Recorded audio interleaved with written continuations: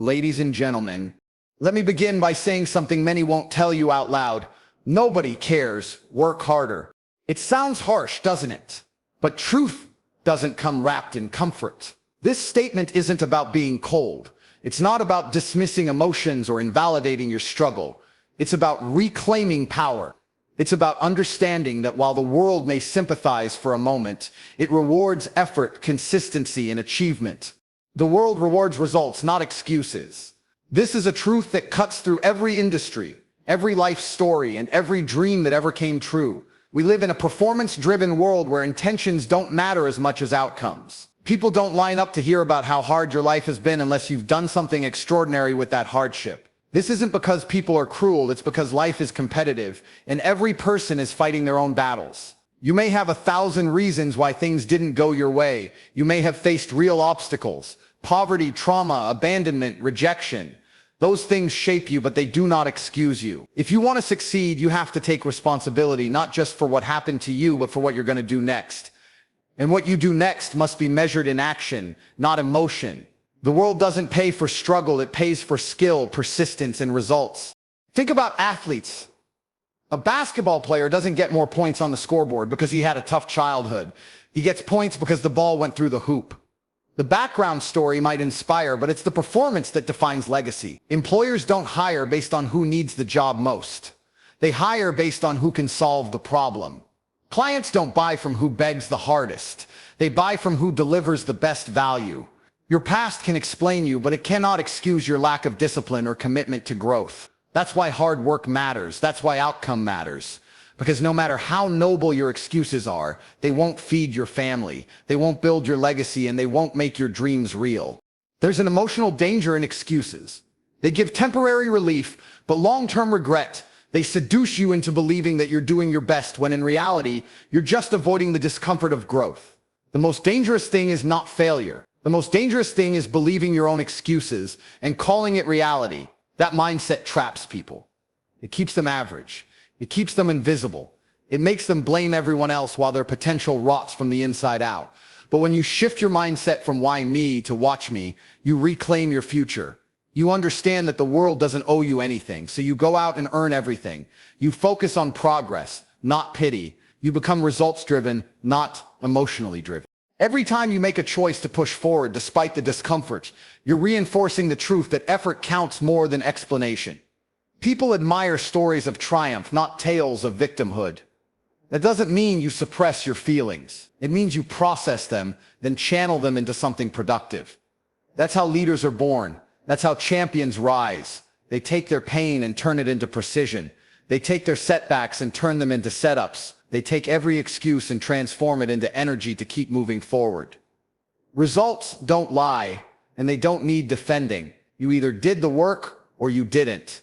You either improved or you stayed the same, and the world will respond accordingly, not with sympathy, but with opportunity, not with applause for effort, but with reward for execution. So the next time you feel like explaining why you're stuck, ask yourself if you've truly earned your progress through action, because at the end of the day, the world only rewards one thing: results. Self-pity doesn't change your situation, discipline does. It's natural to feel overwhelmed, disappointed, and even broken when life throws unexpected challenges at you. But staying in that place of self-pity, where you constantly replay your hardships, hope for sympathy, or blame circumstances, creates a cycle of helplessness. Self-pity tricks the mind into believing that someone else is responsible for changing your life. It convinces you that until something external shifts, you're stuck. But nothing could be further from the truth. Growth begins the moment you take control of your response. Discipline, not emotion, is the bridge between where you are and where you want to be. It is the quiet daily decision to do the hard things that no one sees, for results that everyone will eventually notice. When you live in self-pity, you delay your potential, you postpone growth, you hand over the keys of your future to your emotions. But discipline does the opposite. It requires you to show up regardless of how you feel. Discipline says, even though I'm tired, I will get up. Even though I've failed, I will try again. Even though the path is unclear, I will keep moving forward. That consistency creates momentum, and momentum creates transformation. Transformation never comes from complaining or wishing. It comes from doing. That's why discipline is the only reliable cure for stagnation. Every day that you wake up and choose discipline over excuses, you're building a new identity. You're telling yourself, I'm not a victim of circumstance, I'm the architect of my outcome. That identity shift is powerful. It changes how you see yourself, and in turn, how others see you. People are drawn to those who take ownership of their lives. The world respects resilience, and resilience is built through the repeated practice of discipline. Discipline is not glamorous. It's not loud. It's not instantly rewarding. In fact, most of the time, it feels like sacrifice. Waking up early, saying no to distractions, staying focused when your emotions beg you to quit. None of these things come naturally. They are choices you must make on purpose, and those choices must be made again and again, often without applause. That's why people who are truly disciplined don't chase motivation. They don't need to feel inspired to take action. They act their way into inspiration. They work even when they don't feel like it, because they've trained themselves to value long-term gain over short-term comfort.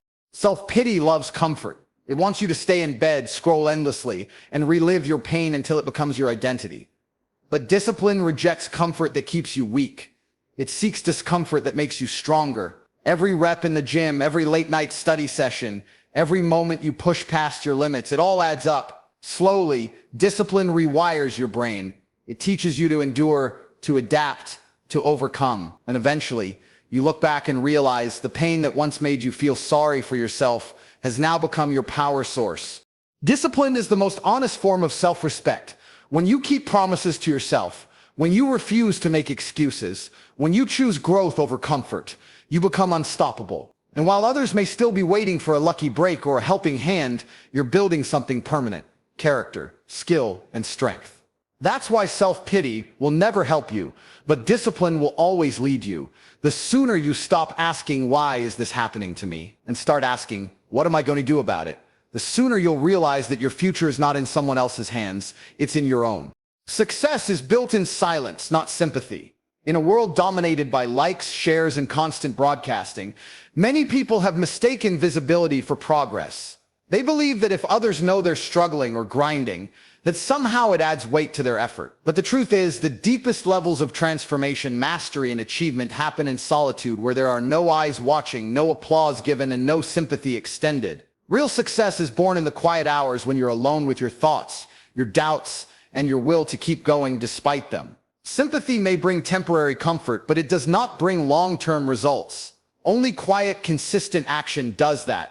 When people begin a journey, whether it's starting a business, trying to lose weight, pursuing a degree, or building a skill, they often want others to see how hard it is. They want their effort acknowledged, validated, and praised.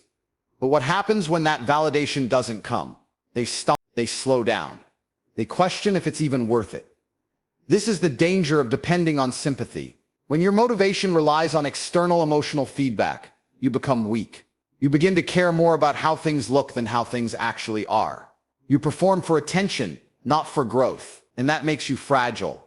True success doesn't require a stage. It doesn't beg for attention. It quietly compounds. It stacks small wins on top of each other, often for years, before anyone notices. And when they finally do, they call it overnight success, without realizing the silent sacrifice behind it. The hours of preparation, the nights of doubt, the moments of failure that weren't posted online, that silence, that invisibility is where the real work is done. It's where strength is built, where character is forged. Sympathy, on the other hand, can become an addiction. It feels good to have people understand your pain, to say you're doing your best, or you deserve a break. But if you become dependent on that, you lose your edge. You start working just hard enough to be noticed, not hard enough to grow. You trade your dreams for comfort. You settle for being pitied instead of being powerful. But power is never given. It is built in silence. The silent worker wakes up early, not to prove a point to others, but because their purpose demands it. They study when no one is watching, not for credit, but for competence. They sacrifice distractions, not for public praise, but because their vision matters more than temporary fun. They aren't posting every step. They're climbing, they're failing, they're adjusting, and they're becoming something solid, something real. There's also a mental clarity that comes from working in silence. Without the noise of opinions, without the pressure to be seen, you focus better. You refine your craft. You grow in ways that applause can't reach. And then when you finally emerge, when your results speak for themselves, no one can deny your success. because it's not built on sympathy or social validation. It's built on discipline, resilience, and a commitment to excellence. If you want sympathy, you can have it. The world will offer it freely to those who stay where they are. But if you want success, stop waiting to be understood. Start working without needing to be seen. Let your grind be louder than your complaints. Let your results speak for you. The spotlight may come one day, but until then, be content with the shadows, because that's where success is truly shaped. In silence, not sympathy. Emotional resilience is more important than external validation. In today's world, many people chase approval.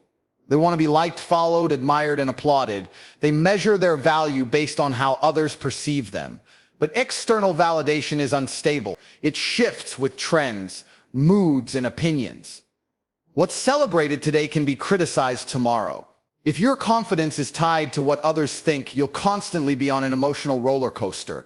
Up when they like you, down when they don't. That's why emotional resilience is a far more powerful asset. It means being rooted in who you are, regardless of how the world reacts. It's the ability to stay grounded, focused, and strong even when you're overlooked, misunderstood, or criticized. Resilience doesn't mean you never feel pain. It means you don't let pain control your path. It's about responding instead of reacting. When things go wrong, you don't break, you bend, you adapt, you learn, and you continue. Resilient people don't need everyone to cheer for them because they've already decided that their mission is worth pursuing with or without applause.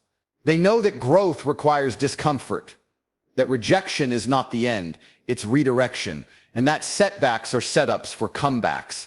If you choose to see them that way, the truth is, most people will only support you once you've already succeeded. Rarely will people validate you while you're still struggling, still building, still trying. That's why emotional resilience is essential. It fills the gap between where you are and where you want to be. It sustains you when motivation fades. It keeps you steady when critics get loud. It reminds you that your worth isn't tied to someone else's approval, but to your own progress and values. Validation can feel good, but it's fleeting. You can't control who notices your effort, who believes in you, or who stays loyal. What you can control is your mindset, your discipline, and your emotional stability. That's what makes resilience so rare and valuable. It puts the power back in your hands. No longer do you have to wait to feel good about yourself. You generate your own drive, regardless of who claps. Emotional resilience also protects you from burnout. When you're always trying to please others or prove yourself to people who aren't even watching, you exhaust your energy on the wrong things. But when you're grounded in purpose rather than popularity, you operate differently. You work for progress, not attention. You seek mastery, not approval. And you stay committed, even when recognition is nowhere in sight. This inner stability allows you to outlast others who burn out once the validation stops. There will always be people who doubt you, misunderstand you, or overlook you. That's life. But resilience says, I'm still going, even when it's hard, even when it's lonely, even when the outcome isn't guaranteed. Resilience doesn't wait for conditions to be perfect. It works through the storm. It believes in long-term growth over short-term comfort. If you rely on external validation, you will only go as far as other people's opinions let you. But if you build emotional resilience, there is no limit to how far you can go. You become self-powered. You don't just survive pressure, you perform under it. You don't fear failure, you learn from it. You don't quit when it gets tough. You become tougher. In the end, what carries you through the darkest seasons isn't who cheered for you. It's who you chose to become when no one was watching. And the more you strengthen that resilience, the less you'll need validation and the more unstoppable you'll become. Accountability fuels growth, blame halts progress. One of the most important shifts in any person's life is the moment they stop pointing fingers and start taking full ownership of their outcomes. It's easy to blame others, your upbringing, your circumstances, your environment, even your luck. It feels safe to say it's not my fault, because in that moment you remove the pressure of responsibility. But what also gets removed is your power. When you blame others, you surrender control. You declare that your future depends on something or someone outside of you. That mindset is dangerous because it guarantees stagnation. You can't move forward if you're waiting for the world to change first. You grow the moment you say, "This is on me." Accountability doesn't mean everything is your fault. It means you're responsible for what happens next. Maybe you didn't choose your past, but you do choose your response. Maybe someone else caused the wound, but it's your responsibility to heal. That's where growth begins. not in assigning blame, but in accepting agency. The most successful people in any field have mastered this mindset. They ask, what could I have done differently instead of who can I blame? They use every failure, every delay, every setback as data, not drama. They analyze their actions, adjust their strategies, and apply the lesson. That's the kind of thinking that accelerates transformation. Blame is seductive because it offers comfort without change. It tells you that your situation isn't your fault, so you don't have to do anything differently. But comfort is the enemy of growth. It's the mental and emotional space where dreams die, where goals are delayed, and where people settle for less. Accountability, on the other hand, is uncomfortable, but it's productive. It pushes you to reflect, to improve, to take action. It forces you to admit where you've fallen short and challenges you to rise higher. That discomfort is where real progress is born. The moment you shift into accountability, you regain control over your time, your energy, and your direction. You stop waiting for permission or for conditions to be perfect. You move forward with what you have, doing what you can, and adjusting along the way. That's what leaders do. That's what winners do. They don't waste time blaming the referee. They play harder. They don't waste energy complaining about the rules. They master the game. People who blame often stay in cycles of frustration.